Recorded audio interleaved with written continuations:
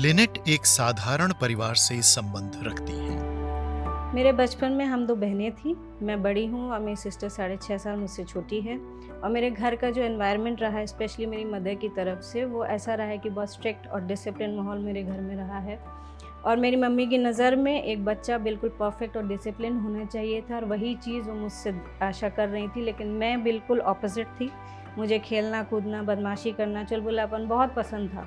और शायद ये बाकी बच्चों की तरह नॉर्मल भी था। इसके लिए बहुत पनिशमेंट मुझे मिलती थी डेली।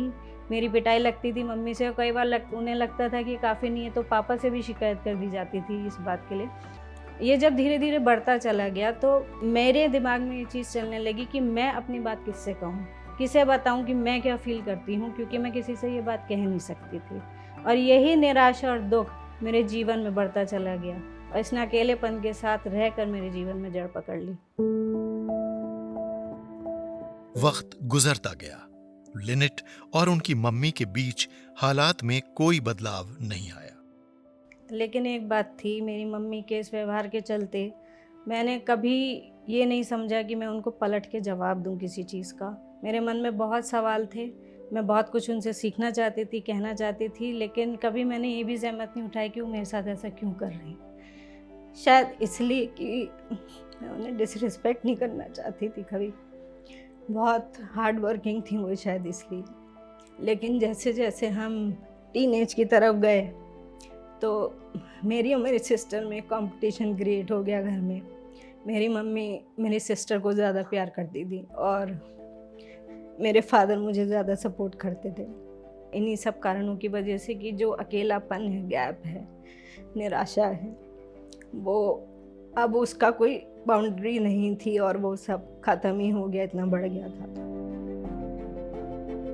मैं परमेश्वर से प्रार्थना किया करती थी, और मैं परमेश्वर से अक्सर ये सवाल किया करती थी कि ऐसा मेरी मम्मी के साथ व्यवहार क्यों है। और परमेश्वर मुझे तुरंत उत्तर देते थे, और एक शब्द, एक वर्ड मेरे मन में हमेशा आता था, तुम शांत रहो और यहोवा तुम्हारी ओर से आप लड़ेगा।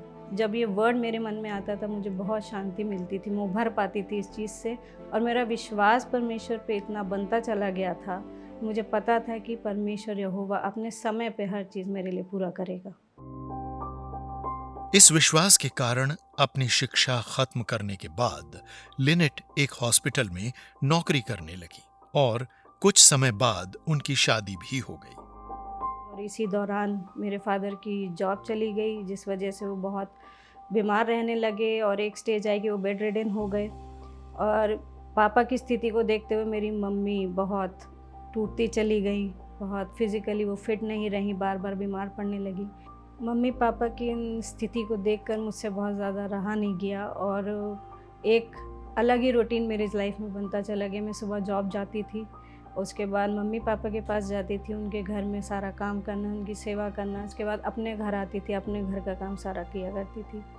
तो मेरी लाइफ का बहुत लंबे समय तक एक यही रूटीन बन गया। बाइबल की किताब उसके सबोदेशक के 3 अध्याय उसका एक वचन कहता है, हर एक बात का एक समय है। और धीरे धीरे उनको इस बात का एहसास होने लगा कि शायद उनके पास बहुत ज़्यादा समय है नहीं। तो एक दिन उन्होंने मुझे बुलाया अपने पास, और उन्होंने मुझसे माफ़ी मांगी। उन्होंने मुझसे कहा कि मुझे माफ़ कर दो, मैं तुम्हें समझ नहीं पाई, और मुझे जो समय देना चाहिए था वो मैं नहीं दे पाई। उन्होंने बहुत रो के हर चीज़ को, जो शायद मैं भूल गई थी, उन्होंने मुझे याद दिला दिला कर उस चीज़ के लिए माफ़ी मांगी। और ये मेरी लाइफ का एक टर्निंग पॉइंट था। मुझे अंदर से ये महसूस हुआ कि आज परमेश्वर ने वो चीज़ मेरे लिए पूरी करी है।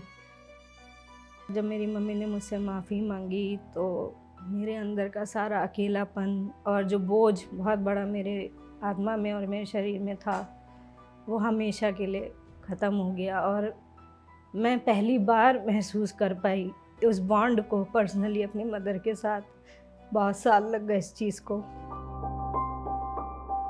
परमेश्वर मनों को जोड़ने वाला परमेश्वर है। वो कहता है, एक दूसरे के साथ कृपालु और करुणाशील बनो, और जैसे मसीह में परमेश्वर ने तुम्हें क्षमा किया, वैसे ही तुम भी एक दूसरे को क्षमा करो। उसी माफ़ी के बाद हमारे बीच की जो दूरियां थी वो ख़त्म होने लगी और मम्मी मुझसे बहुत सारी बातें शेयर करने लगी। बिल्कुल मेरी एक बेस्ट फ्रेंड की तरह वो बन गई। हर बात मुझसे पूछ के करना, कहना, अपनी लाइफ स्टोरी पर्सनल जो उनके मन में पर्सनल हमेशा रहा है शेयर करते रहना, और इन सब चीज़ों से मुझे बहुत खुशी मिली, बहुत शांति मिली। ऐसा लगा कि जो एक लंबा गैप था वो वाकई ख़त्म हो गया, और ये एक मोमेंट ऐसा था जिसकी चाह मैंने सालों से करी थी। उस दिन के बाद से मेरी मम्मी 6 महीने के करीब ऑलमोस्ट रही हैं, और उसके बाद वो प्रभु में सो गई। और मेरे पापा काफ़ी लंबी बीमारी के बाद वो भी प्रभु में सो गए। लेकिन मैं परमेश्वर यीशु मसीह का धन्यवाद करती हूँ कि इस लंबे समय में मेरे अकेलेपन में कभी भी उसने मेरा साथ नहीं छोड़ा।